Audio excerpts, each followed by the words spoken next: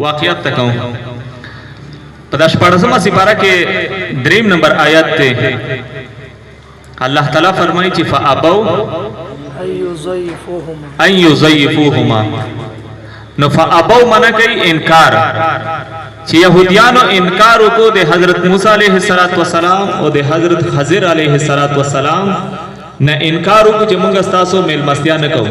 زیافت میں نکو فَأَبَوْ اَنْ يُضَيِّفُوهُمَا نو دے یہودیانو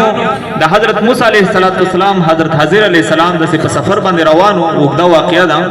نو یو کلی یو بستی تا ورسل دے یہودیانو بستی واقعہ نو دی مطالبہ کرے چیز منگا لگ زیافت مہمان نوازی کی منگا ملمانیو مسافریو تا ابو نو دی انکارو کو چی منگا ساسو ملمستیانکو نو تاسو نظر تپوس کو چی دی کم قوم او کم قبیلہ کی ملمستیانی دا خبر دا کبا دا خبر دا نو قرآن پاک کی دے یہودیانو دا بدیت بیان شو شناعتی بیان شو چی دا دیر بد اخلاق خلق تھی بدی کی مہمان نوازی نشتا قرآن پاک کی 1400 سال اوشد چی دا شناعت پکر روان دے او خلقی ہوئی چی دا دیر ملمستوب والا خلق ندی نو تی دے یہودیانو دا کوشش دے چی دا غٹ کے بدل کی دا افا ابونا دے بانا تا جوڑا کی نو بیا بشی فا اتو دے بانا سے جوڑا شی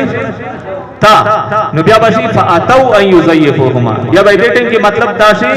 چی دے حضر علیہ السلام اور دے حضرت موسیٰ علیہ السلام دخکوب اور دخکلی والا ملمستیاء اکڑا سی اکڑا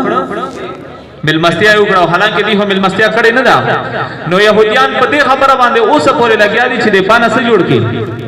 تا جوڑا کی نو چکلا تا جوڑا شی نو بیا با دا مطلب شی چی دی ملمستیاء کڑے وان اور حالانکہ او سا پورے دی دے پانا تا جوڑا نکڑا معلوم ہوتا جی دے قرآن پاک حفاظت ذمہ داری چاہی سے نا